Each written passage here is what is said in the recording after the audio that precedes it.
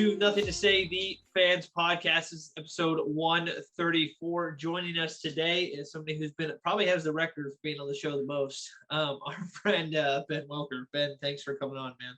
Boys, always a pleasure. I feel like it's been too long, but I'm glad to be back. Ready to talk some golf. We're going to talk some golf, right? Yeah.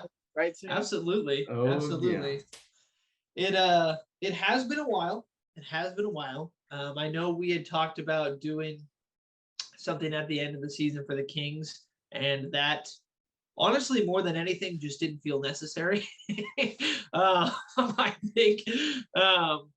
So now that the PGA Championship just ended, we figured we'd bring Ben on, talk some golf for a little while, and then touch on the NBA playoffs. So, disclaimer, by the way, we're filming this on Monday. It'll come out on Tuesday, and the basketball game tonight is Celtics Heat. So probably won't talk too much about that. We'll primarily focus on that Golden State Mavericks series. So let's get to golf.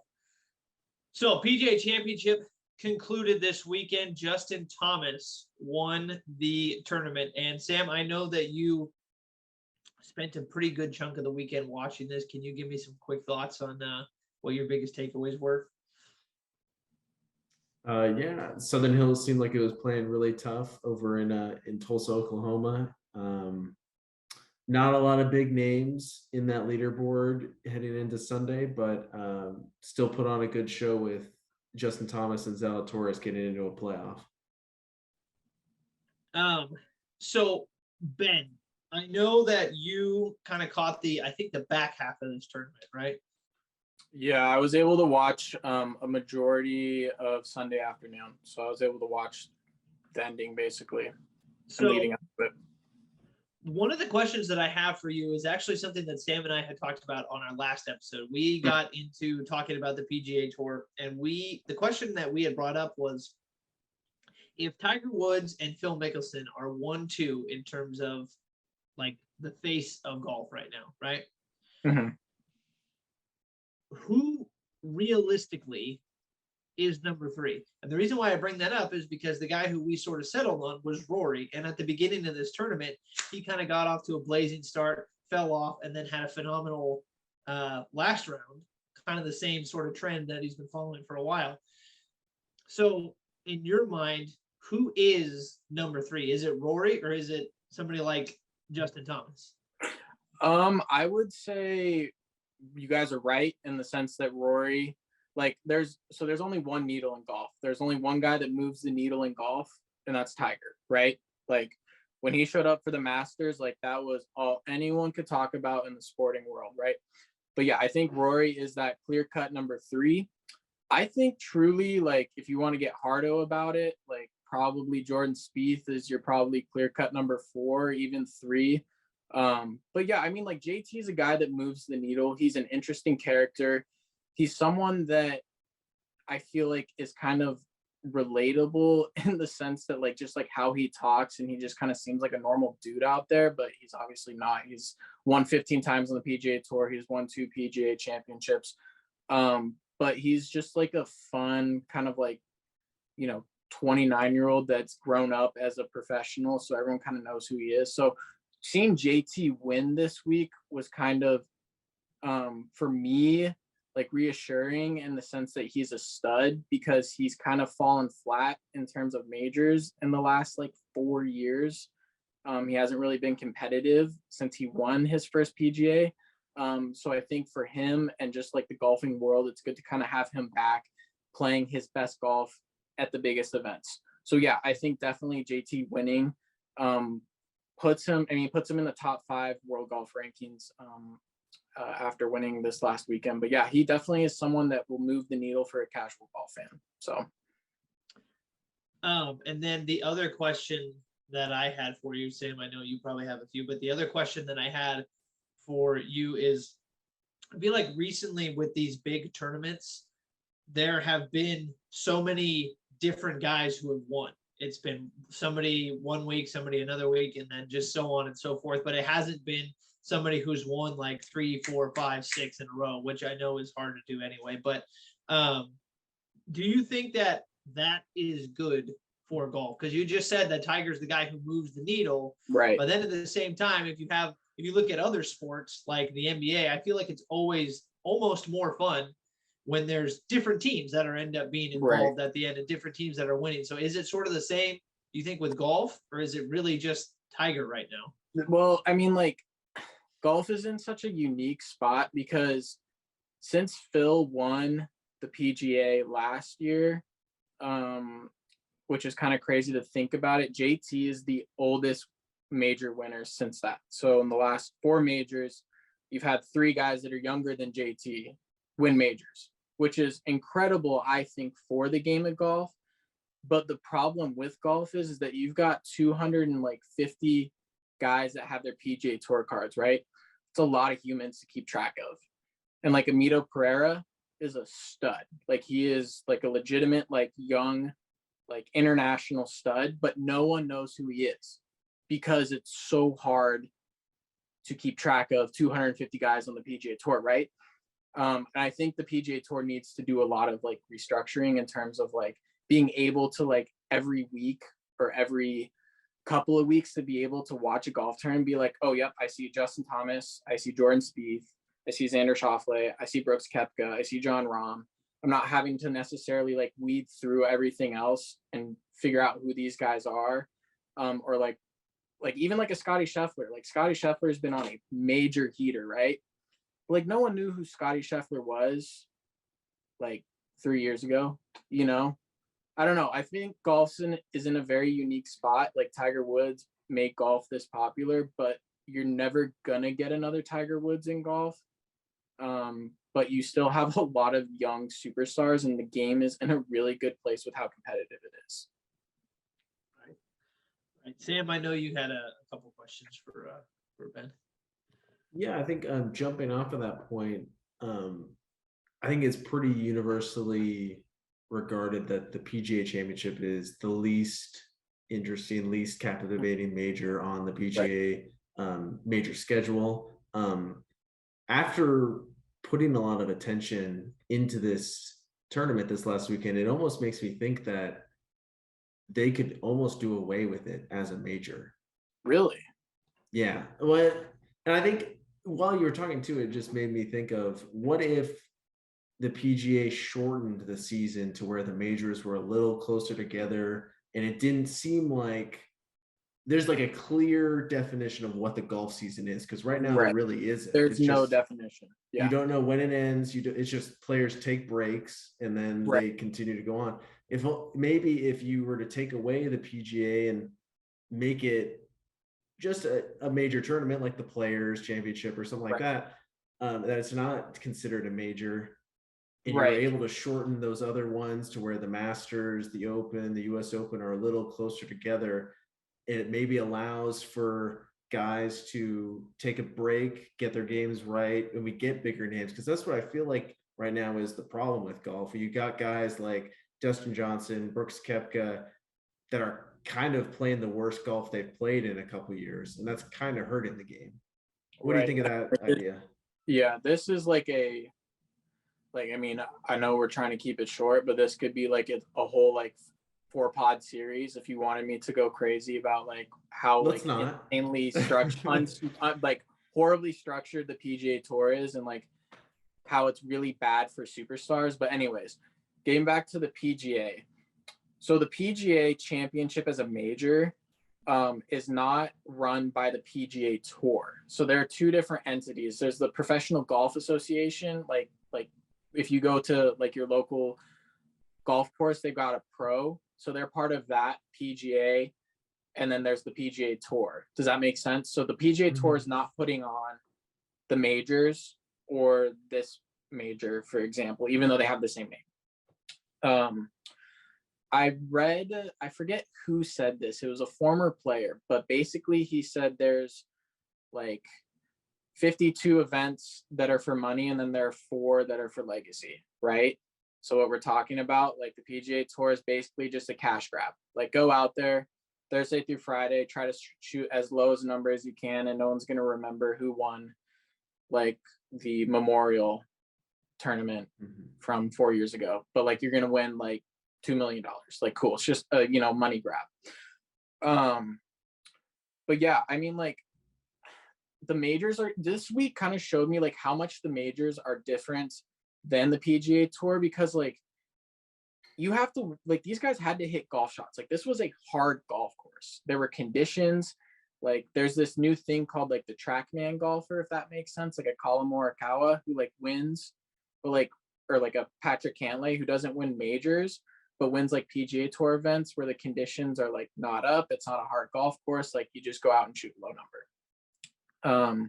Sorry, I'm kind of rambling. Am I like lost or like even answering the question? Well, but just if you could touch on what if they shorten the season and really totally. Oh, yes, define they need to shorten what right. the golf season is, because I think it's hard for someone like myself that tries to follow golf pretty closely. You get lost, really. For sure. I mean, where things are and when things are during the year, and oh man, the Masters just snuck up on me there. Like, they're kind of the same time every year, but it almost seems like, I know when football season is, I know when basketball season is. I don't really know when golf season is. Exactly. I think you're so right. I think that the PGA Tour, so like my thing is like we're getting to the summer months, right? And no one really wants to like sit inside and like watch golf tournament when it's like 85 outside and you can go like outside and like do something fun, right? But like during the winter, like that, like there are places in this country or around the world that you can go play golf tournament where it's warm, but it's dark here. So my like what I would think would be best for the PGA Tour is to do a season that starts like in November. And I know you've got football, but you kind of like build up. Football ends, and then you kind of have your like first like big tournaments, right? They have like the Waste Management, they have Riviera, they have Pebble Beach, like they have all these big like West Coast swing tournaments, and then they have the Players, and then they go right into the Masters, you go right into the summertime in terms of like now you've got your majors, and the British Open should be it.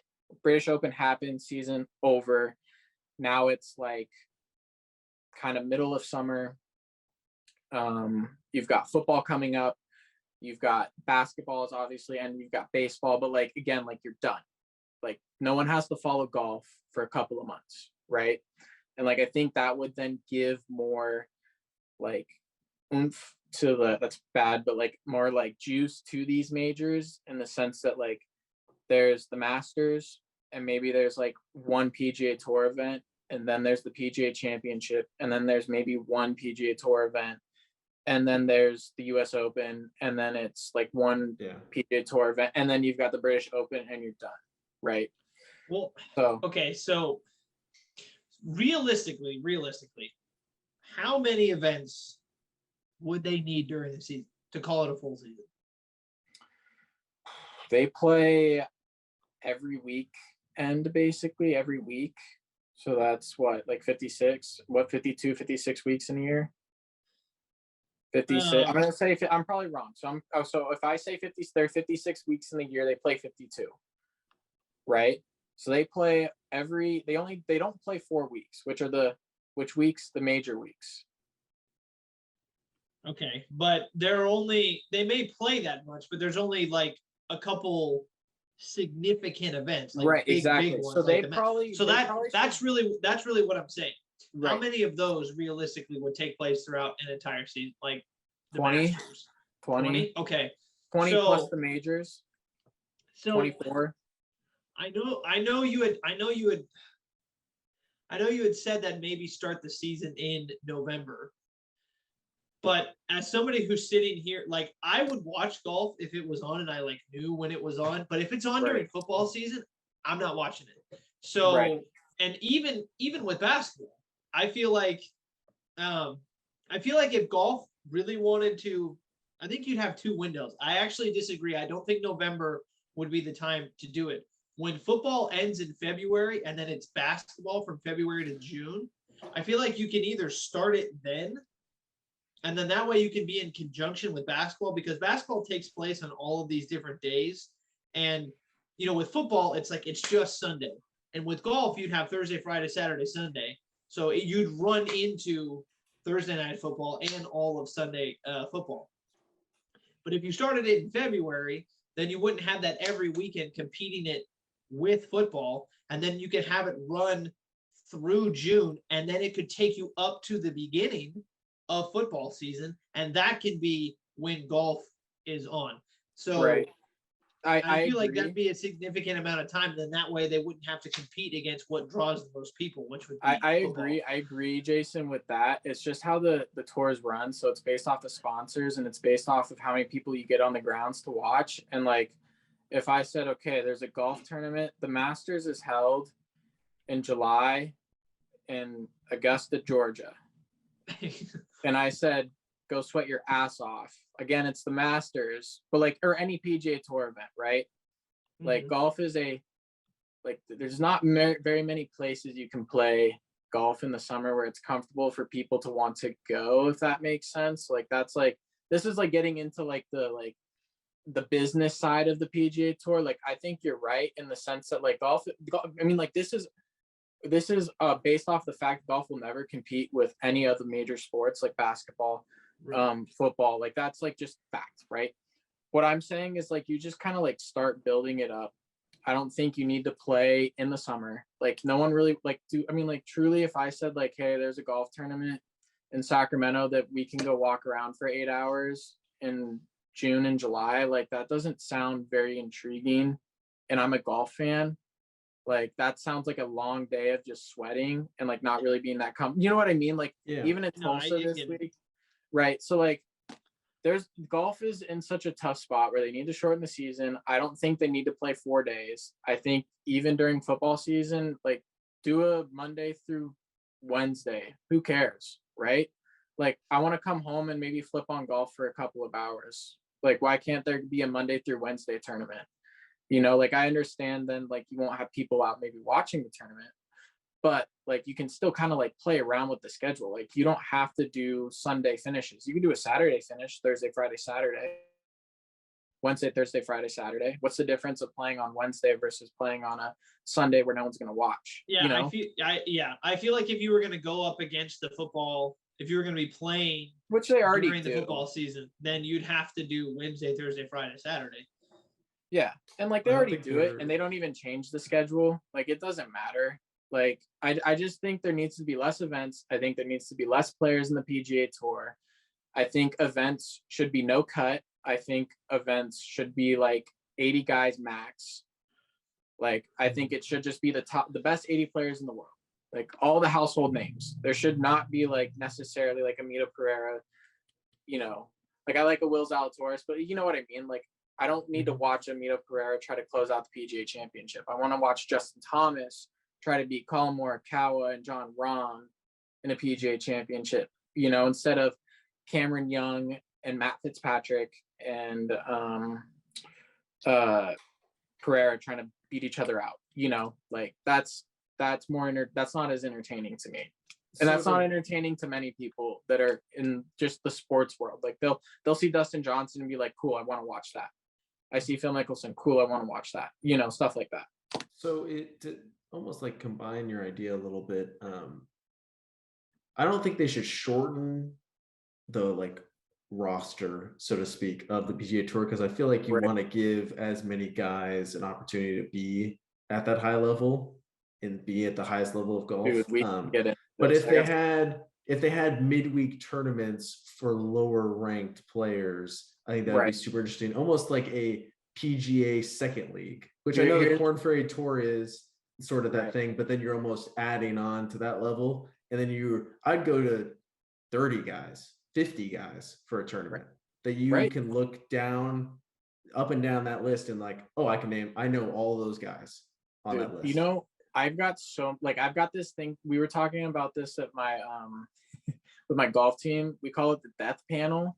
So like kind of like your idea, but basically like it's like Premier League soccer too, where there's a relegation. Mm-hmm. So you play 4 tournaments, and if you're in the bottom 10 of the field of like 50, like see ya. The next league, those top 10 get bumped up. Right. Like that would be sick and make it following golf so much more interesting. Be like, oh my God, like do you see like Jordan Spieth might get relegated to the lower level if he doesn't finish like top 30 this week. And now you can watch, and he couldn't even be winning the tournament, but he could be at T25 with like 9 holes to go, and you can be like, oh my God, like this is interesting. Like he needs to be in the top 30. Not even going to win the tournament, but I'm intrigued by the fact that like he might not be on this tour anymore. I like that. You know, there's a lot of like different things the tour can do, but they're just so stuck in this, like, we're going to play every week. We're going to do 4 rounds. We're going to have 144 guys start each week. And you're just going to have to watch it. And that's just the product. So, it's and almost that's like what a makes level of arrogance almost. It's like, oh, this is so perfect how we're doing it. This is the Masters. This is the US Open. Like, this is the greatest spectacle of golf that we're putting on. But it's like, it could kind of be improved a little bit. Totally could. That's why there's that whole like Saudi Golf League that's popping up, and all these players might just go get a cash grab. But like, I hate the idea of the Saudi League. Like, I like the PGA Tour, but I think the PGA Tour needs competition and like needs to get on their shit a little bit in terms of making it more enjoyable for the fan and more competitive for the player, in the sense that like they're playing against truly like household names all the time. You know, I think there's a lot golf can do differently, not majors wise. I love the majors. I think those are the 4 best weeks of the year, truly, as like a sports fan, not even just a golf fan, like as a sports fan. And they're just so superior compared to the PGA Tour. And that just shows you the difference in terms of where the PGA Tour is compared to where these majors are. It's night and day difference. Right. Well, I mean, it's one of those things, and you hear it all the time. The whole, you know, I've heard it in the military a lot, the whole ideology of we're going to do it this way because that's the way we've always done it. And that's just a horrible way to go about managing anything. Whether it's a life or business or literally anything. Like, I really liked that idea about making it kind of like the Premier Soccer League. I think that's an interesting, to me, that almost sounds kind of like what the NBA did with the play-in tournament, in the sense that you're making some of these other games towards the end of the season interesting. Now, while you're not making like the rounds per se more interesting, what ends up happening, you know, with that shift, it would make, like you said, watching these people who are, you know, 25th, 26th, 27th in the tournament interesting to watch, because they might get booted. Yeah. And that's the word, meaningful. You're right. Like, you could have turned on the TV and been like, okay, like I see that there's the PGA Championships on. Like, I play golf. Like, I don't really follow golf. You turn it on and you see the leaderboard and you're like, who are, you know what I mean? Like, there's nothing neat. Like, I don't know, man. Like, there's just a lot that PGA Tour can do to like learn how to improve their product and to make it more meaningful for those that are consuming their products. Again, it just seems like, you know, wash, rinse, repeat, basically. Like, same thing every week, different names, not that exciting. Again, majors come around, super exciting. And like, yeah, like that just, it's just a tough spot. It's a tough spot to be in. Yeah, and I don't know how familiar you guys are with Formula One, but I think the lore of Formula One is there's only 20 of those drivers, right? And they're almost making stars with the lack of people that you can really root for. Like, these are the best 20 drivers in the world, pretty much.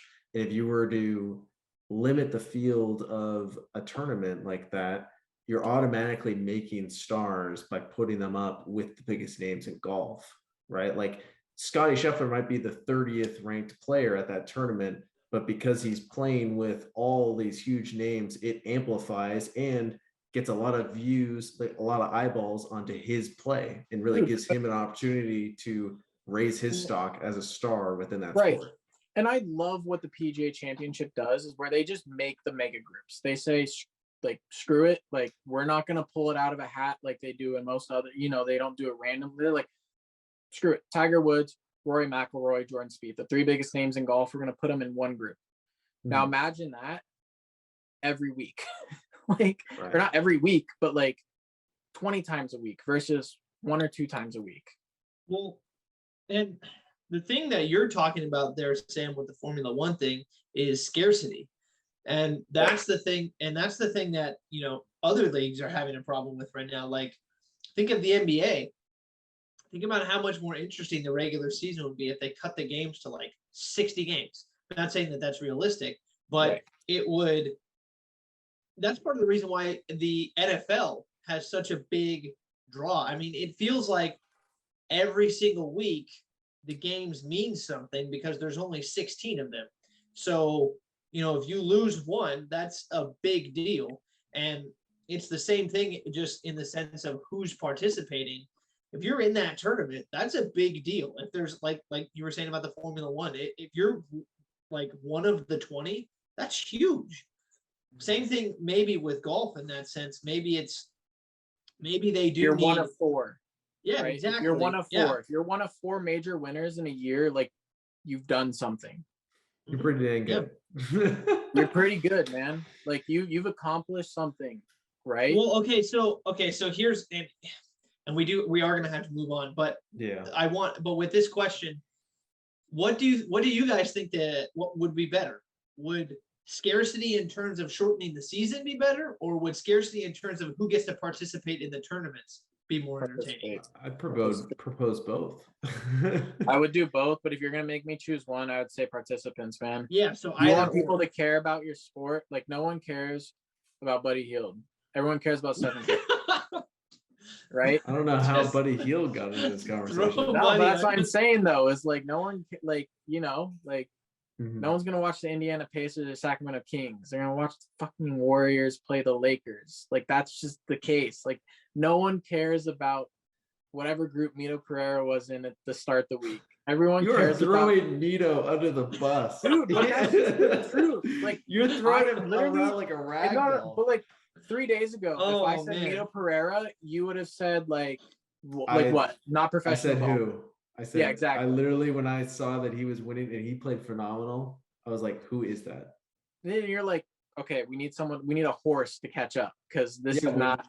Yeah. When Rory went 4 under through 5 on Sunday, I was like, finally, let's do this. Yeah, I know. I was like, okay, we're getting somewhere. But yeah, no, participants 100%. You just reminded me, just because you were talking about all these players who, people may not care about, and this has nothing to do with golf, but you guys will appreciate this, is the other night, if you guys were watching the Celtics game, you got a glimpse of a former King on the bench who I had, Nick Scout. I forgot he was even a person that's alive on the planet. I don't want to call for a guy's job, but how does Nick Stauskas have an NBA job? I looked at Bree, I was like, I know you don't know who that is, but wow. That's Sauce Castillo. How does she not know who Sauce Castillo is, man? That's a bummer. Oh my God. To end the golf, we have to talk about the last time the 3 of us played. And because there's something happening in this group. Oh yeah. We've got a fight going on between you two. We've got a little bit of a. It's not really a fight. No, not a fight, but in terms of like, we need to get a match going. I want to put this on the record. The next time the 3 of us play, you 2 are doing a full-on 18-hole match. So for some context, when Sam started playing golf, Sam was not. He sucked. Ben and I were both better than Sam. And Ben, Sam was a window hazard to the whole neighborhood. If Sam was a 1, I was a 5, and Ben was a 10. That's sort of where it leveled out to. So Ben is still up there. I haven't been playing as much, and Sam has been playing a lot more. And I actually think in our current state right now, Sam is better than me. But in terms of when we've been keeping our scores, I don't think you've actually beaten me on a scorecard yet. It might have happened once, but it hasn't Close. happened much. So I was talking to Ben because we had golfed recently, and I said, I think he's better than me right now. And Ben was like, well, might as well find out. So so that's where the idea came from. Whenever it happens, I don't know. I need to practice some more, but And the people will know. It's out in the universe now. The people are gonna know who's gonna be the better golfer, Jason or Sam. I'd like to go on record and say, as of right now, I think he's better than me. I really do. I would gotta have to agree. You gotta back yourself, Jason. Well, I haven't been. Give me a couple months to practice, and I think I'll be fine. But given our current state, no, I don't think so. But, Let's just not play on arguably the hardest course from our in hometown. the area. Yeah, no, that'd be great. Let's just not do that. What a joy. Yeah, we need some Diamond Oaks. What can I say, Jason? I'm just a shot maker now. That's all I do. Fair enough. Fair enough. I just want Fair to see Ben's reaction. You guys are both shot makers, that's for damn sure. But here's the thing. Here's the thing. Ben has seen my best round. Ben has seen it, and when it's What was good, that, it's 5 years ago? no, maybe. but he knows if I play it's good. if I play a lot, then I can get back to that, and then we'll see. But as of right now, no. I think we should put the Jason's junior driver on the line. Oh yes. Oh, that's the trophy. That's the trophy. Yes. The winner gets the driver. I like it. Get That's the perfect. junior driver. That means I'll I have to present it. use. That means I have to use my big one. Well, don't lose. Which means you're a shoo-in for the win. I like that. That's the perfect wager. Yeah. Oh my goodness gracious. Well, I mean, whenever it ends up happening, I gotta practice some more regardless, and I gotta take advantage of the driving range that's up here. So, all right, so that'll end our golf conversation, and we're gonna transition into some basketball talk, but that'll be in part 2 of episode 134. So we're gonna cut this episode here, and then if you want to hear the basketball talk, you can listen to the next episode on the playlist. So thank you guys for listening. And if you stick around, then we'll see you for part 2.